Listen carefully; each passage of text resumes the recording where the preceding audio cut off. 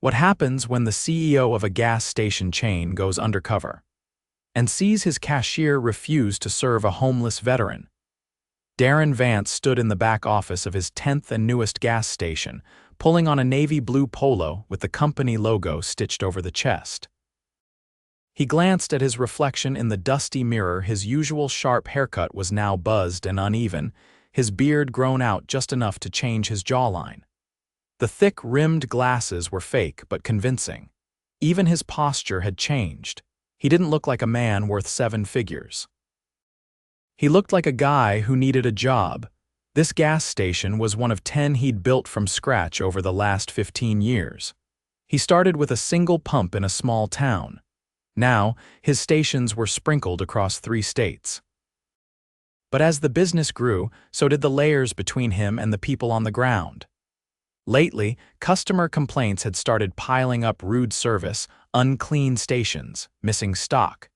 Most of it was minor, but something felt off with the newest location in Ridgeview. Too many complaints too soon.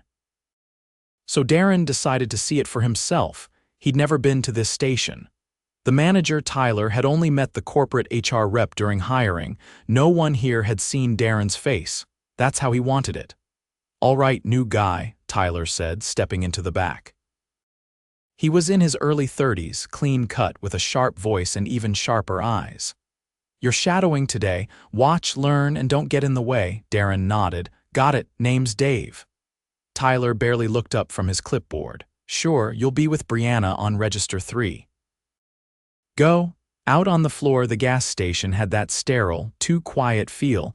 The overhead lights buzzed low. A few shelves were half-stocked. There was trash in the corners of the floor that no one had swept. The coffee station was empty. Darren kept his head down and walked over to a young woman in her mid-20s who was scanning a pack of gum for a customer. "You Dave?" she asked, tossing her long auburn ponytail over her shoulder. She didn't smile, he nodded. "Cool," she said. "Just stand there and don't talk unless I ask you to. You'll just slow me down." The next hour was a blur. Darren watched her rush through customer after customer, barely acknowledging anyone. A man asked for directions and got a sigh. A woman with 2 kids asked for help with the air pump, and Brianna rolled her eyes before calling someone else on the walkie. "Is it always this busy?" Darren asked quietly. "Not really," she said. "We're short 3 people. One quit, one's out sick, and the other just stopped showing up." "Tyler doesn't care." Darren raised a brow. "How long you been here?" 6 months, she muttered. "Feels like forever." Before he could respond, the door chimed and a man walked in. He was older, maybe mid-60s, with a worn army jacket and a weathered face. His boots were dusty and he walked with a limp. Darren noticed people glance at him and look away. The man walked up to Register 3 and placed a bottle of water and a sandwich on the counter. Brianna's jaw tensed. "Do you have money this time?" The man looked down, embarrassed. "Yes, ma'am." She didn't move. "You sure? You tried this yesterday. You had $2 and expected me to cover the rest. I'm not doing that again." The man reached into his pocket and placed a crumpled $5 bill and some change on the counter. "Look," she said, waving a hand. "I don't know what game you're playing, but we're not a soup kitchen." Darren stepped closer, his stomach tightening. "He paid," he said carefully. Brianna shot him a look. "Stay out of it, rookie." The man quietly picked up the coins and turned toward the door, but Darren moved fast. "Sir," he said gently, "please wait." The man paused. Darren looked at Brianna. "Ring it up, I'll cover it." "No," she snapped. "He does this all the time. He comes in, acts pitiful, and expects us to feel bad. It's not our job to feed every drifter who walks in." "He's not a drifter," Darren said, his voice steady but sharp. "He's a veteran. And I'm a cashier," she said, "not a charity." The room went quiet. A young man stocking chips in the corner froze mid-shelf. Tyler came out from the back, holding a cup of coffee. "What's going on?" Brianna pointed at Darren. "New guy thinks he can overrule me." Tyler narrowed his eyes. "Dave, is it?" Darren nodded. "Yeah." "Well, Dave, this isn't your call. Brianna knows the regulars. If she says this guy's been a problem, then I said I'd pay for it." Darren cut in. Tyler's tone shifted. You're a trainee, you don't call shots here. Darren's jaw clenched. Fine. He turned to the man, pulled a 20 from his wallet and pressed it into his hand. Get what you need. And take care. The man looked like he might cry. He nodded, said a soft thank you, and walked out with the sandwich and water. Darren turned back to the register. Brianna was already scanning the next customer like nothing happened, but Darren felt it in his gut. This wasn't a one-time thing. And he wasn't going to let it slide. Darren stood in the stockroom, arms folded, watching the security monitor on the wall. The screen showed a live feed of the front counter. Brianna was back at her register, jaw tight, eyes locked on the scanner like nothing had happened. Tyler was at the coffee station, leaning on the counter with his phone in hand, scrolling. Neither one had acknowledged the moment from earlier. He turned away from the monitor and stepped over a collapsed box of windshield washer fluid that had been sitting in the aisle since morning. No one had picked it up. The backroom smelled faintly of old mop water and something burnt. A staff microwave blinked 12 o'clock on the metal shelf above a cracked brake chair. Darren had come here expecting poor morale, maybe even some operational lapses, but what he'd just seen wasn't neglect. It was callousness, learned behavior. And it didn't start with Brianna. It was being tolerated. He checked his watch. It was just past noon by the time he returned to the front. A short line had formed 4 people, all waiting with various levels of impatience. Brianna was the only one working the register. The second station was unmanned. Where's Dan? Darren asked quietly, stepping beside her. Out back, supposedly unloading the soda delivery, she muttered without looking at him. He's been out there for nearly an hour. Darren glanced around. No sign of Tyler. He pushed open the back door. A wave of heat hit him. Dan, a lanky teen with a Mountain Dew baseball cap, was sitting on an overturned crate in the alley, phone in hand, earbuds in. Hey, Darren said, we've got a line. Dan looked up, startled. I'm on break. Breaks aren't an hour. Dan hesitated, then stood up slowly. Tyler said I could take a long one since I covered yesterday's closing shift. Darren didn't respond. He held the door open and waited. Dan slipped past him, still chewing something. When Darren followed him back in, the line was gone. One of the customers had just walked out without buying anything. Brianna was wiping down the counter with a dry napkin. You should have told Tyler it was getting backed up, Darren said. He saw it, she replied. Didn't care. Darren turned to Dan. Get on register too. Dan sighed but nodded. 15 minutes later, the store fell into a rhythm. Customers came and went. Darren took the opportunity to check the cooler aisle. One of the complaints he'd read had mentioned expired milk. He opened the cooler door and checked the date. 2 cartons, both past due by 5 days. He checked the soda fridge. 3 rows of a discontinued flavor sat untouched. No one had rotated stock. A sticky note had fallen behind the shelf. It read, Order more Monster Tyler. No date, no follow-up. He returned to the front, set the expired cartons on the counter, and looked at Brianna. Who handles product rotation? She shrugged. Whoever remembers. No schedule? Tyler doesn't do schedules. He just tells us what to do when he's not on his phone. Darren glanced at Dan, who was now tapping receipts into the till too fast to be accurate. You all ever get a team meeting? Even a 5-minute rundown? Dan shook his head. Not since I started. Tyler says we're too short-staffed for meetings. The door chimed again. A woman in her 70s stepped in, holding a small dog in a purse. She moved slowly, her left hand resting on a cane. She walked straight to the counter. I need help with the tire pump, she said softly. I've never used one. Brianna didn't look up. It's automated. You just plug it in and press the button. I tried, but it keeps beeping. That means it's working. The woman hesitated. Could someone come look? I'm worried I'm doing it wrong. Brianna sighed. We're busy. Darren stepped forward. I'll help you. They walked outside together. The lot was cracked and uneven. The pump sat in the far corner next to an overflowing trash bin. He knelt beside the woman's car and saw the issue immediately. She was missing the valve cap, and the air hose wasn't sealing.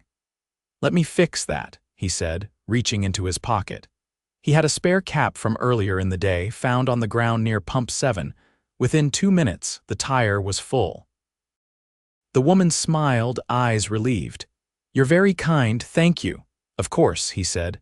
"Are you driving far?" "Just home. A few blocks." He waited until she drove off, then walked back inside. Tyler was finally behind the counter, sipping from a branded mug. He looked up. "Where'd you go?" he asked Darren. "You don't wander off without telling someone." "I was helping a customer with the air pump." "You're not certified to do that." Darren stared at him. "Certified to help someone inflate a tire?" Tyler raised an eyebrow. "We have liability guidelines." "No one else was helping her." Tyler shrugged. "We're not AAA, people need to learn to figure things out." Darren stepped closer. "You've got expired milk on the shelves, a cashier disrespecting customers, and crew members taking hour-long breaks."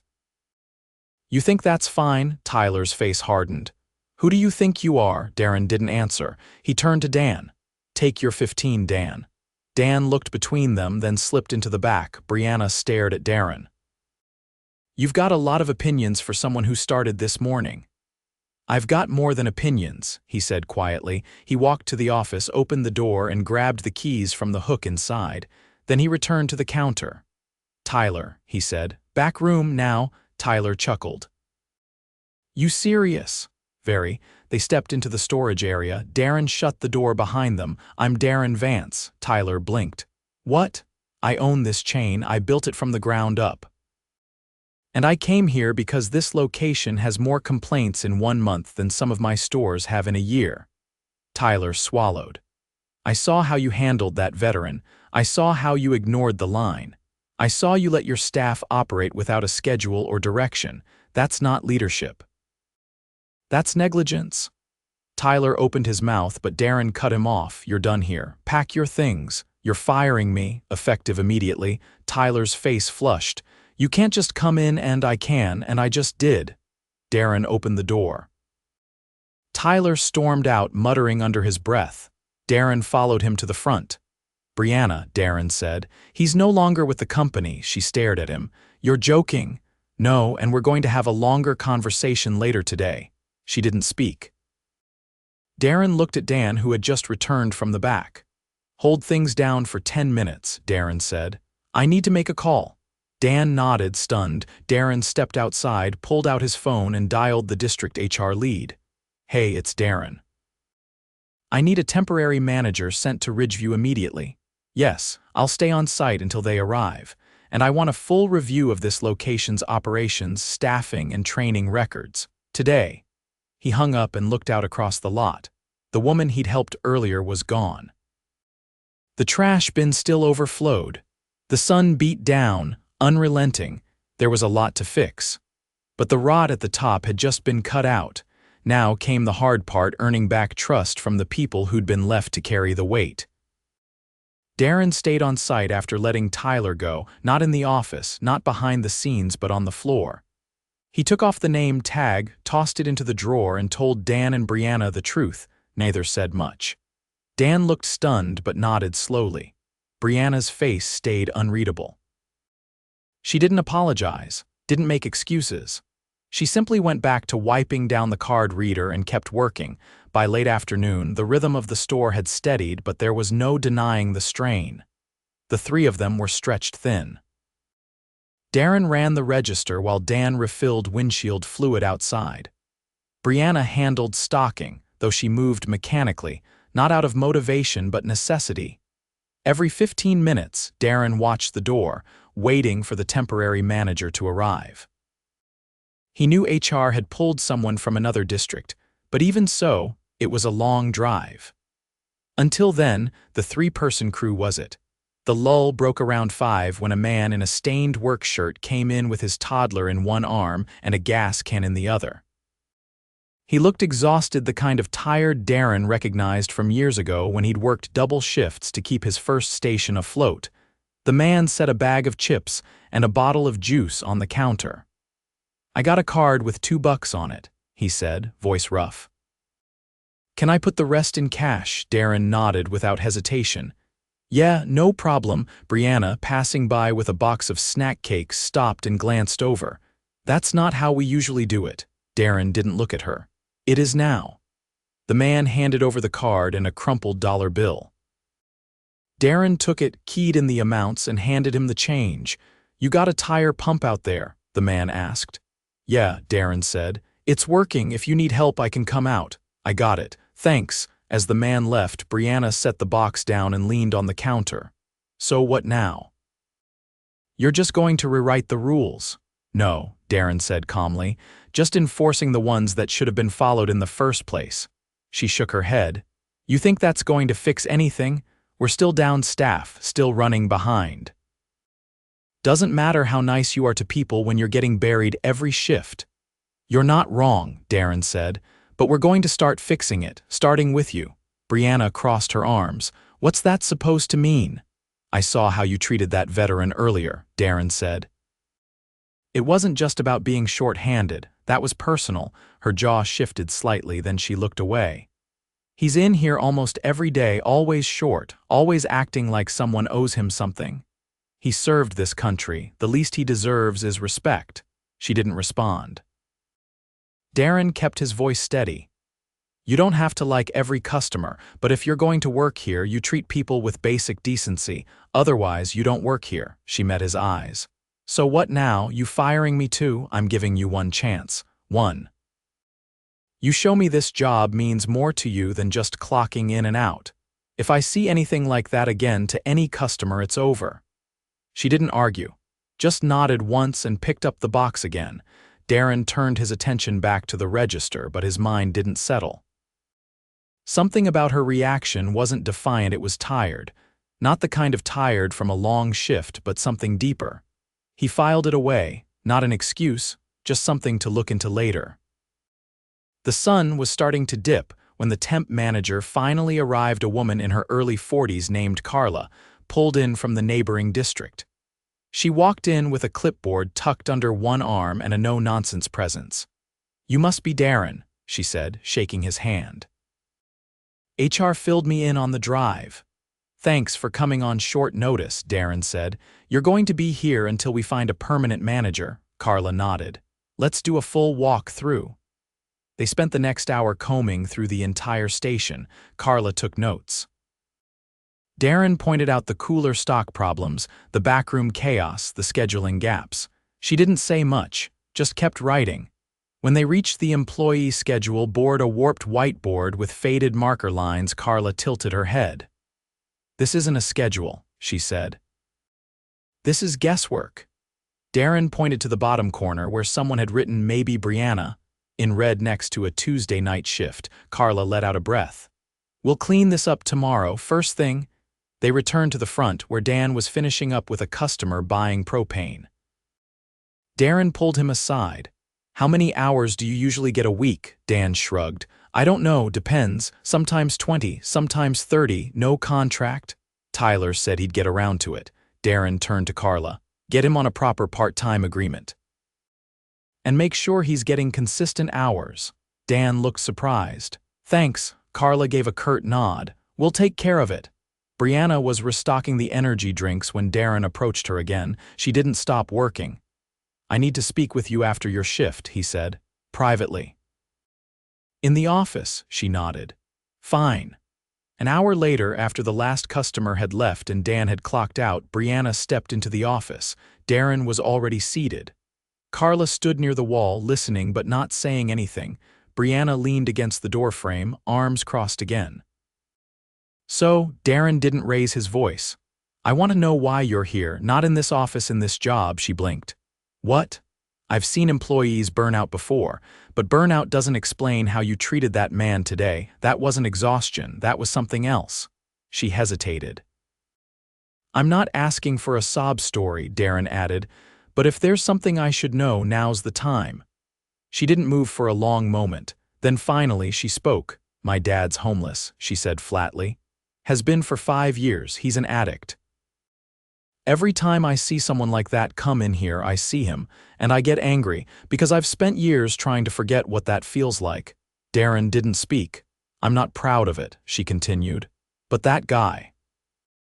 He reminded me of the nights I had to sleep with a chair against the door because I didn't know what kind of stranger my dad would be when he came home. Carla shifted slightly but still didn't speak. Darren leaned forward. That's real, and I hear you. But you took that pain and used it against someone who had nothing to do with it. I know, she said. I know, he nodded slowly. You're not fired, but you're going to take mandatory customer conduct training and you're going to work with Carla to rebuild this store's reputation. Not just with customers, but with your coworkers. Brianna tilted her head. You think that's enough? No, Darren said, but it's a start. You've got one chance to prove you're bigger than what brought you here. She exhaled, then nodded. All right, Darren stood. Tomorrow we start over. New standards, clear roles, and no more looking the other way. Carla stepped forward. You show me you're serious and I'll back you up, but any disrespect to anyone and you're done. Brianna nodded again. This time, slower after she left, Carla turned to Darren.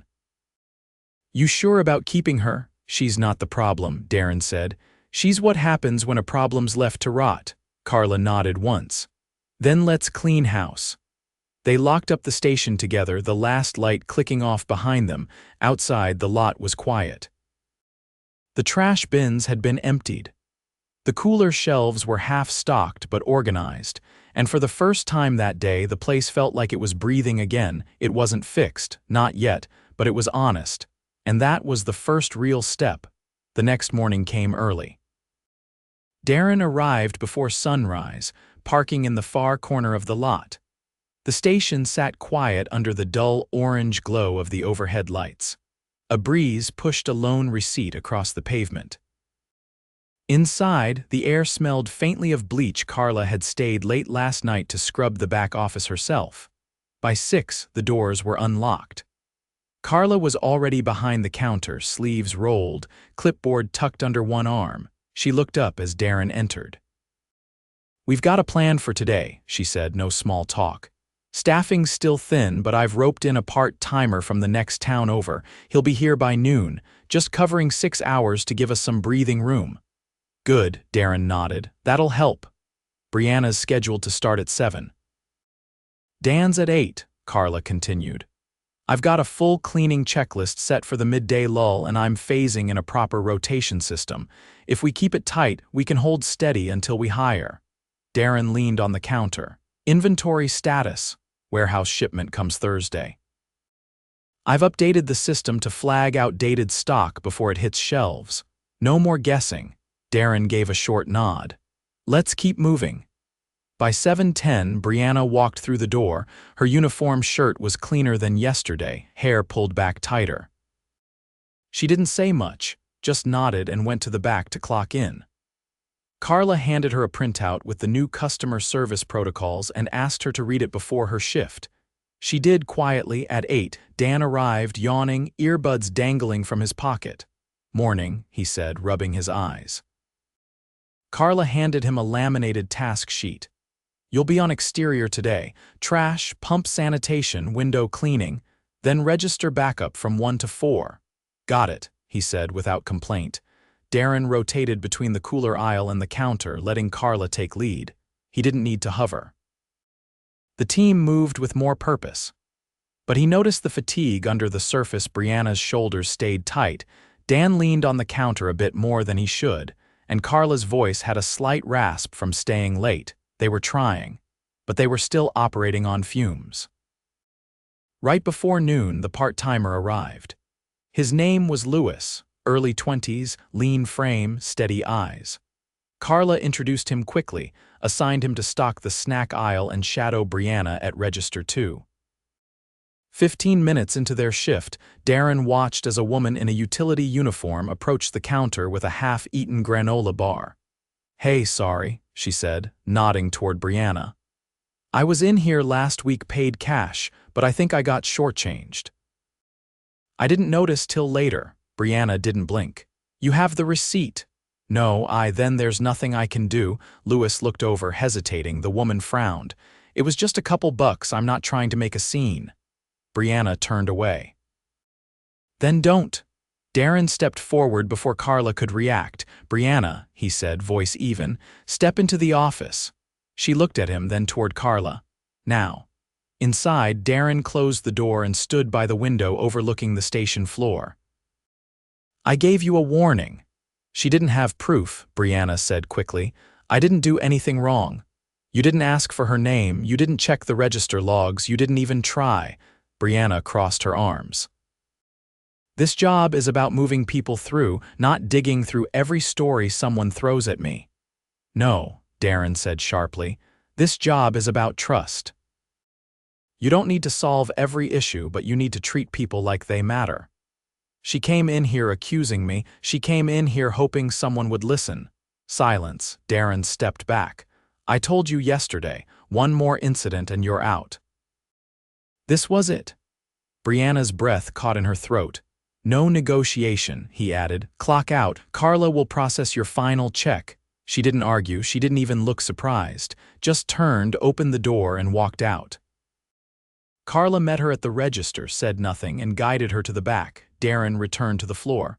Lewis was restocking quietly. Dan gave a sideways glance but didn't ask questions. It was a quiet afternoon. Customers came and went. Lewis picked up fast. He handled a spill near the soda machine without being asked. He helped an older man carry washer fluid to his car. His approach was calm, deliberate. Carla noticed. At 3, while Dan was out cleaning pump nozzles, Darren pulled Lewis aside. You working anywhere else? Lewis shook his head. Had some shifts at the Westwood station, but they've been slow. Was hoping for more hours. You want steady work here? Lewis blinked. Yeah, you offering? I am. Carla'll get you onboarded as permanent part-time. Full-time if we get the staffing where it needs to be. Lewis nodded, surprised but clearly relieved. Thanks. By 5, they had settled into a groove Darren hadn't seen at this location before. Carla ran a 10-minute team huddle, the first this store had ever held. She laid out the closing tasks, reassigned duties now that Brianna was gone, and asked for input. Dan raised his hand. We've got no signage on the air pump. People keep asking how to use it. Carla scribbled a note. We'll make one tonight, I'll laminate it. You good to help me post it? Dan nodded. Lewis added, there's no sanitizer near register 2. I saw a customer leave after asking for some. I'll fix that, Darren said. We've got backup stock in the back. After the huddle, Carla pulled Darren aside. She wasn't going to change, she said, not needing to say Brianna's name. I know, Darren replied. But she deserved the chance. They stood for a while, watching through the front window as Dan rinsed off the pump island with a hose. You planning to stay involved with this location? Carla asked. Weekly check-ins, in person, no more second-hand updates. He paused. This place drifted because I let it. I won't make that mistake again. Carla nodded once. Then we'll hold the line.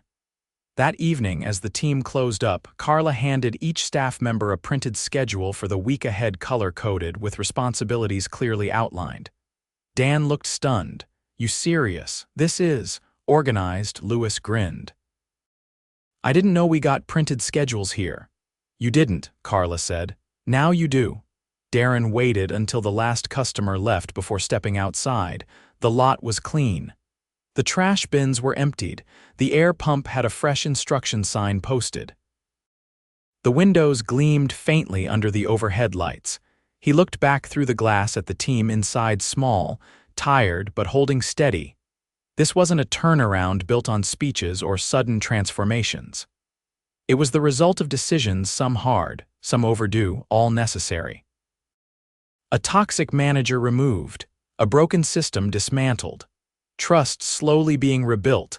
As Darren turned to leave, he passed by Pump 6 and noticed a single paper cup lying on the ground. He bent down, picked it up, and tossed it in the bin. Small things mattered. And from now on, nothing, especially the people doing the hard work, would be overlooked again.